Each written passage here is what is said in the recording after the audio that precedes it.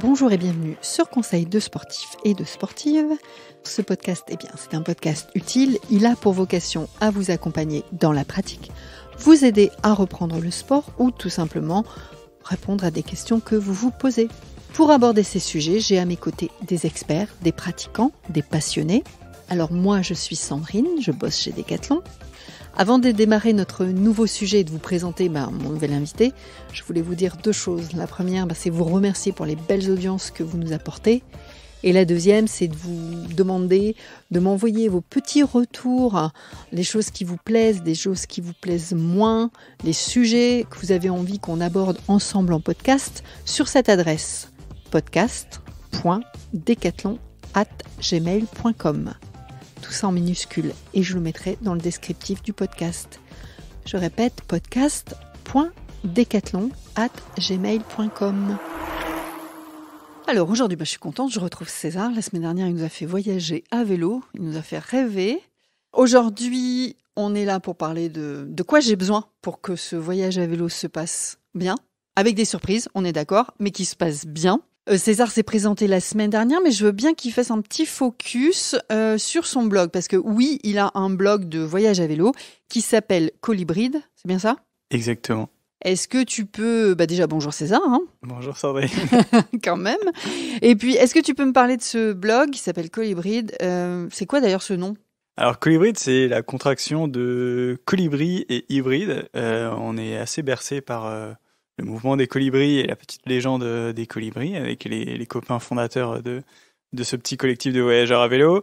L'histoire des colibris, c'est vraiment un immense feu de forêt, tous les animaux qui s'enfuient et un petit colibri qui fait l'aller-retour entre les flammes et un lac et qui dépose des petites gouttelettes sur les flammes et le tatou qui lui dit « Mais colibri, qu'est-ce que tu fais ? Ça sert à rien !» Et le colibri dit « Mais non, au moins je fais ma part !» Et donc pour nous, voyager à vélo, c'est aussi un peu faire sa part. On n'a pas la prétention de changer le monde, mais en tout cas on prend un peu moins l'avion et on cultive peut-être un rapport un peu plus durable avec la planète et avec ses habitants en voyageant à vélo qu'en voyageant par d'autres moyens de transport. Et le deuxième mot, c'est hybride. À la base, on était deux amis cofondateurs et vraiment des profils super différents animés par des envies différentes et des compétences très différentes. Ouais. Moi, j'aime beaucoup écrire et Martin aime beaucoup filmer. D'accord. Et donc, on s'est dit que on était un peu un moteur hybride avec deux énergies différentes. Et c'est aussi un peu qu'on voit le voyage un peu comme le voyage, la route et la rencontre. Et c'est ces deux énergies-là qui nous animent. D'accord, donc vous êtes à deux sur ces... Alors aujourd'hui, on est plus que ça, on est 6 qui ont rejoint l'aventure. Et voilà, parfois on part à 6. Parfois on part à 2, parfois on part tout seul, parfois on part à 4. Il n'y a pas de règle. Quand une aventure se profile, on propose, ceux qui lèvent la main viennent et c'est comme ça. D'accord, je mettrai la référence du blog sur le descriptif du podcast. Avant de commencer les questions sur comment bien préparer, enfin pas comment bien préparer, mais plutôt de quoi j'ai besoin, donne-moi 2 voyages que tu as fait et que tu as préférés. Les deux gros voyages que tu as fait, enfin voilà, deux exemples. Bien sûr, canon.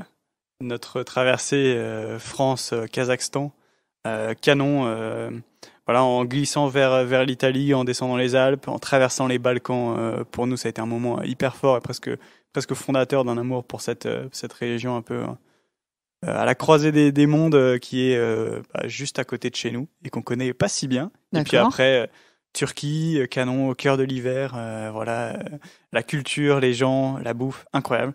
Iran, alors là, palme internationale de l'accueil, beaucoup de clichés qui tombent à l'eau, des paysages canons. Et puis l'Asie centrale, ses montagnes, t'as dépassé ses les routes, deux là, là tu es au 4e. c'est un premier voyage et puis après. Peut-être la dernière aventure que j'ai vécue dans les Vosges, on a décidé avec Martin, mon acolyte, de partir dire au revoir à 2020 et bonjour à 2021 dans une cabane vosgienne. Donc voilà, on a fait un petit itinéraire de 3 jours et 3 cabanes. On a relié à vélo. Exactement. Donc top. On adore partir loin et on adore partir près aussi. Bon alors, donc tu m'as expliqué comment je faisais pour bien préparer mon voyage à vélo. Maintenant, j'ai besoin de quoi ? D'ailleurs, je voudrais que tu me fasses aussi une précision sur qu'est-ce que le bikepacking. Alors, le bikepacking, c'est un peu le penchant, si on veut, moderne du voyage à vélo. Le bikepacking, en fait, c'est le fait de venir non pas fixer des sacoches sur un porte-bagages, des grosses sacoches latérales qu'on a peut-être l'habitude de voir et qu'on a en tête quand on pense au voyage à vélo, mais des sacoches qui viennent épouser le cadre, les différents éléments du vélo, donc le guidon, la tige de selle, voilà. C'est un peu la partie minimaliste du voyage, à l'image des bikepackers, voilà, c'est un peu le minimaliste du voyage à vélo. Le bikepacking se pratique sur toutes les pratiques, parce qu'on peut partir sur un vélo route, faire la route des Alpes avec des sacoches et dormir à l'hôtel, ou on peut partir très loin, peut-être sur un VTT, en off-road, sur un vélo de voyage, sur des pistes marocaines ou sud-américaines. Voilà. C'est un peu...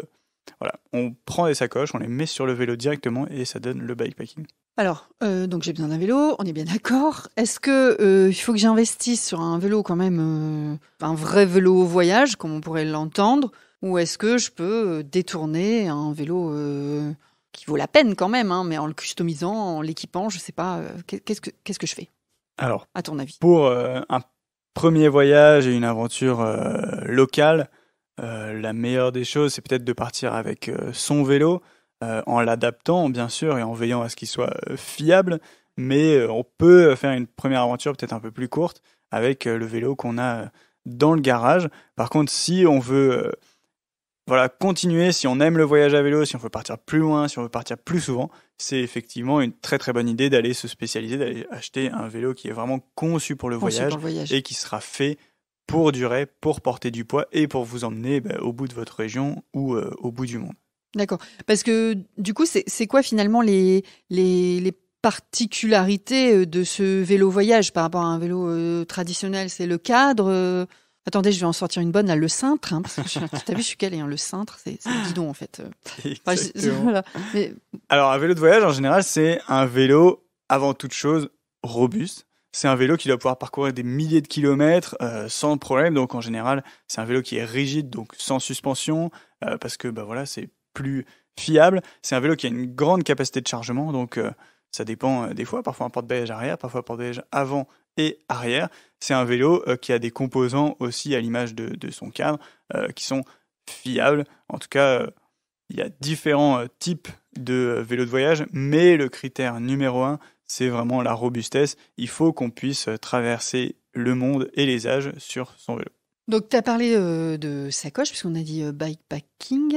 Donc, je fais quoi? Je m'achète plutôt une multitude de sacoches. Je prends aussi des sacs à dos. Alors, le sac à dos, c'est vraiment la mauvaise idée à ne surtout pas cultiver. Ne partons pas, c'est tentant parce qu'on a tous un sac à dos dans notre maison. Et donc, peut-être que parfois, on a envie de le prendre pour partir en vélo. Non, ça va surtout occasionner des douleurs. Ça va être hyper inconfortable et pas très pratique sur le vélo. Donc, même pour une première aventure pas loin, on achète des sacoches super basiques au Décathlon du coin et on les met sur son porte-bagages et c'est parti. Alors il y a plein de configurations différentes, mais pour partir la première fois, on peut acheter 2 sacoches latérales, acheter un porte-bagages et fixer ça sur notre vélo et ça marche très très bien. Et ensuite, si on veut partir plus longtemps ou plus loin, peut-être qu'on achètera un porte-bagages avant, des sacoches peut-être plus durables. Si on veut partir plus léger, peut-être qu'on passera directement sur la tendance bikepacking. Mais en tout cas, 2 sacoches, un porte-bagages. Il y a des milliers de kilomètres qui vous attendent et beaucoup de rêves à cultiver avec ça. J'ai besoin de m'habiller pour partir en voyage à vélo. Donc bien sûr, entre partir en micro-aventure et partir faire des gros voyages comme tu as pu le faire, il y a quand même une nuance, j'imagine bien. Mais est-ce qu'il y a des incontournables en termes d'équipement, de vêtements, hein, je parle bien de textile? Ouais, alors la mauvaise idée, c'est de se dire je pars 7 jours, j'ai besoin de 7 slips ou 7 petites culottes. Ça, c'est pas très viable en voyage à vélo et surtout, même si c'est... On met pas de slip et de culottes de toute façon avec son... Ah si, en général. Ah bon. Même si ça peut être séduisant, c'est surtout que ça sert à rien parce que il y a des affaires qui vont dormir dans vos sacoches, alors que si vous en avez 2 ou 3, vous installez un roulement, vous lavez quand vous portez l'autre et ça marche très bien comme ça. Donc en général, en voyage à vélo, peu de vêtements, surtout pas.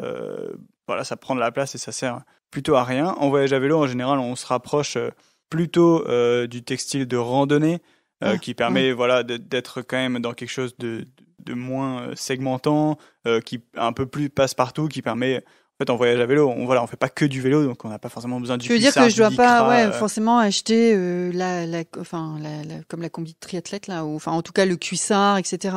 Non, Le véloroute, l'équipement qu'on peut voir sur le véloroute, c'est pas forcément l'équipement du vélo voyage. non, on peut voyager comme ça, Si on mais veut, en ouais. général, on est plutôt sur un Freestyle. équipement de randonnée qui permet, en voyage à vélo, d'aller prendre un café sans faire Ouais. clac-clac sur le sol du café à cause des cales automatiques, et qui permet d'aller faire une rando, qui permet D'accord.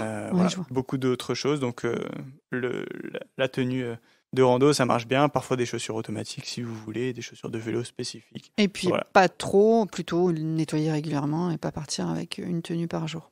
Exactement. C'est pas Le le mérinos, festival ça de marche très Cannes. très bien aussi. Le quoi? Le mérinos, la laine mérinos, Ouais. voilà, c'est une laine qui a des capacités d'absorption de la transpiration et de la saleté bien plus élevées que le coton. Et donc, on peut porter un t-shirt en mérinos pendant plusieurs jours d'affilée sans odeur. C'est assez agréable. Donc, il y a beaucoup de textiles qui existent, des chaussettes, des leggings, des slips et des culottes, des t-shirts. On peut acheter beaucoup de choses en mérinos et ça, c'est en général l'allié vraiment stratégique du voyageur ou de la voyageuse à vélo. Oh, parfait. Bonne astuce, bon conseil. Des accessoires indispensables à prendre à ton avis? Je sais pas, enfin, lunettes de soleil, ça me paraît peut-être, ouais, ok. Mais après, il y a d'autres choses lunettes de auxquelles tu soleil, penses? crème solaire, chapeau, c'est indispensable. Alors là, c'est très personnel, hein, chacun prend un peu ce qu'il aime et ce qui lui procure de la joie. Moi, j'adore prendre des sandales, ça paraît un peu absurde, mais le soir, j'adore enlever mes chaussures et avoir les pieds à l'air. C'est hyper agréable, il y a des sandales assez minimalistes qui existent, qui prennent pas trop de place ni de poids dans les sacoches. Et après, avec mes acolytes de voyage, on adore la petite enceinte Bluetooth, que ce soit sur le cintre, pas trop fort pour entendre le trafic, ou le soir au bivouac, c'est hyper agréable, c'est assez convivial. Un bouquin ou la liseuse, ça permet de s'évader dans l'évasion, c'est sympa aussi. Je crève, je déraille. Les indispensables de ma trousse à outils? Alors les indispensables, incontournables qu'on ne peut pas éviter, c'est la chambre à air, la pompe, le petit matériel, les démonte-pneus, les rustines, etc. Sauf si je fais confiance aux gens que je croise. Tu m'as dit aussi que je Sauf pouvais si faire on confiance. fait confiance à sa bonne étoile, Voilà. mais Mais je partirais quand même pas sans ça, parce D'accord. que tous les pneus ne font pas la même taille, donc peut-être Chambre que à air, le t'as dit. voisin aura pas forcément la bonne chambre à air. Donc ça, c'est vraiment l'indispensable. On rajoute à ça un multitool, un outil avec plusieurs clés, plusieurs tournevis, etc., qui marche sur tous les équipements du vélo.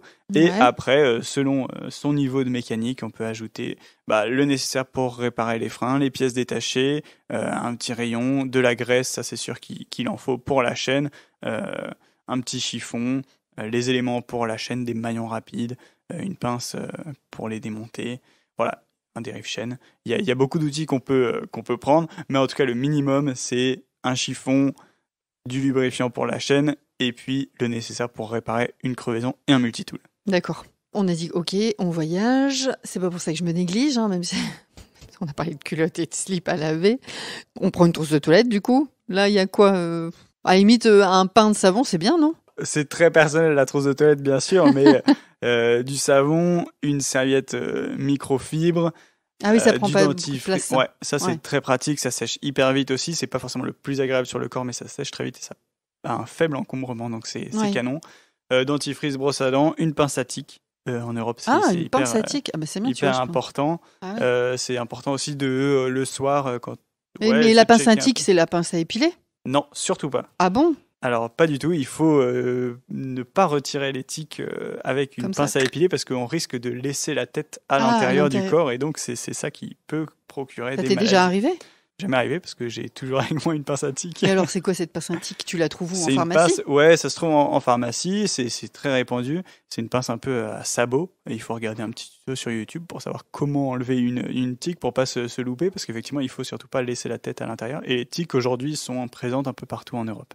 Je vais peut-être pas aller au resto tous les midis et tous les soirs. Si j'ai envie effectivement de quand même pouvoir faire un petit plat sympathique, il y a des accessoires pour cuisiner qui sont pratiques à emmener et faciles à utiliser. Ouais, carrément, faut surtout pas se priver des restos, hein. C'est pas mal d'aller au resto Quand en ils sont voyage. ouverts. Hein. Et c'est d'ailleurs très agréable, faut pas se priver non plus des boulangeries le matin Ah ouais. et du café du coin, ça marche très très bien. En tout cas, si on veut cuisiner de manière autonome, on prend un petit réchaud, que ce soit à gaz, à bois, à alcool ou un multifuel. On prend un réchaud qui va bien, une popote, des ustensiles. C'est des accessoires de randonnée finalement, de camping. Exactement, c'est les mêmes choses que on prend pour faire un trek, en veillant à ce qu'on ait un encombrement minimum ou au moins contenu. Et puis voilà, après il y a des popotes qui sont pliables, qui sont compressibles, des bols pareil qui sont pliables, qui prennent moins de place, donc ça marche aussi bien dans les sacoches. En tout cas, avec un réchaud et un set de popotes, on peut se faire des grands plats si on a un peu de créativité. Appareil photo, téléphone portable, il y a d'autres accessoires comme ça. Ça dépend de chacun. Ouais, il y en a philosophie de vie. Ouais. Exactement, qui ne partent qu'avec une carte. Appareil photo, bien sûr, téléphone portable évidemment. Ouais. C'est quand même toujours super sympa d'avoir des souvenirs, donc ne culpabilisons pas non plus de sortir l'appareil ou d'en prendre un. Après, le GPS, selon le voyage qu'on a envie de faire, le GPS vélo, ça peut bien marcher. La powerbank, ça permet d'avoir un peu plus d'autonomie si on ne s'arrête pas à l'hôtel tous les soirs. On n'hésite pas à demander au café si on peut brancher son chargeur. Ça marche aussi en général, il ne refuse pas. Et il y a des chargeurs aussi solaires ? Oui, il y a des chargeurs solaires. Il y a aussi des technologies qui permettent d'être autonome en énergie. Donc il y a le chargeur solaire qui en est une.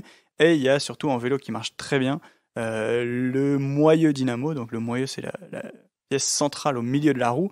Et certains permettent, avec le mouvement de la roue, de créer de l'électricité. On peut relier ça à des lumières et aussi à un petit chargeur USB qu'on va avoir en général sur la potence. Et donc là, on peut recharger son matériel en pédalant. Avant qu'on termine cet épisode, est-ce que tu peux me donner 2-3 arguments ou une phrase magique qui va me donner envie de partir dès demain ? J'ai jamais rencontré quelqu'un qui avait regretté un voyage à vélo ou qui s'était... D'ailleurs, j'ai jamais rencontré quelqu'un qui n'a fait qu'un seul voyage à vélo. C'est super accessible. Ne nous mettons pas de barrières. Le matériel nécessaire n'est pas immense. Donc allons-y, explorons nos jardins, explorons nos régions. C'est ici que ça commence.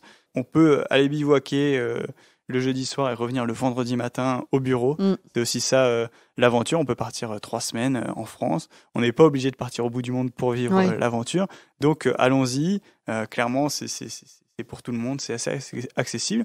Et si vous avez peut-être un petit peu peur de vous lancer, cherchez des blogs ou demandez. Il y a forcément quelqu'un autour de vous qui soit a envie de vous accompagner, soit a déjà fait un voyage à vélo et peut vous partager conseiller. son expérience, quoi. Exactement. Merci César, merci pour tous tes conseils, toutes tes astuces. J'espère que cette conversation, elle vous donnera envie de voyager à vélo. En attendant de recevoir vos messages, n'hésitez pas à partager ce podcast à vos amis, votre famille et sur vos réseaux. Mettez-nous des étoiles et un avis sympathique sur Apple Podcast et surtout, abonnez-vous à la chaîne pour recevoir les nouveaux épisodes. La semaine prochaine, on retrouve Marion et avec Marion, on va parler de quoi ? On va parler de la pratique du vélo en ville, le vélo taf. Vous connaissez les vélotaffeurs, les vélotaffeuses ? Ou alors, comment démystifier la pratique du vélo en ville ? Je vous souhaite une bonne écoute, à bientôt !